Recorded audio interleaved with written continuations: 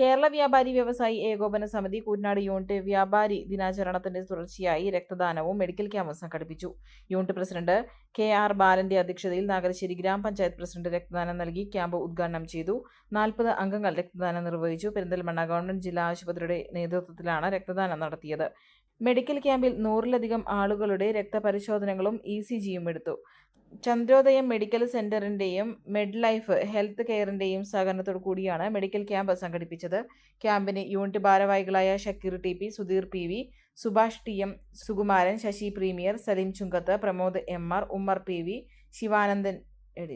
Sivanandan, Raghu premier, Shakir Spectra, Rafeeq sticker point, Razak E, Shebi Fida, Unnikrishnan OS, Ashraf MP, Abdurahiman VP എന്നിവർ നേതൃത്വം നൽകി.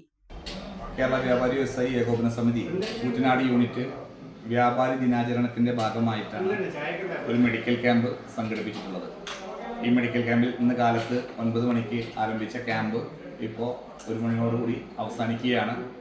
100-ൽ പരം ആളുകൾ, വ്യാപാരികളും നാട്ടുകാരും വ്യാപാര സ്ഥാപനങ്ങളുടെ സ്റ്റാഫുകളും ഉൾപ്പെടെ 100-ലധികം ആളുകളുടെ രക്തപരിശോധനയും ECG പോലുള്ള പരിശോധനകളൊക്കെ നടത്താൻ സാധിച്ചു.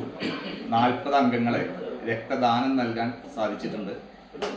നമ്മുടെ വ്യാപാരികളുടെ ആരോഗ്യ സംരക്ഷണത്തിൻ്റെ ഒരു ഉത്തരവാദിത്വം കൂടി വ്യാപാരി സംഘടന എന്നുള്ള നിലയ്ക്ക് ഏകോപന സമിതി ഏറ്റെടുക്കുന്നതിൻ്റെ ഒരു തുടക്കമാണ് ഈ പരിപാടി കൊണ്ട് ഞങ്ങൾ ഉദ്ദേശിക്കുന്നത്.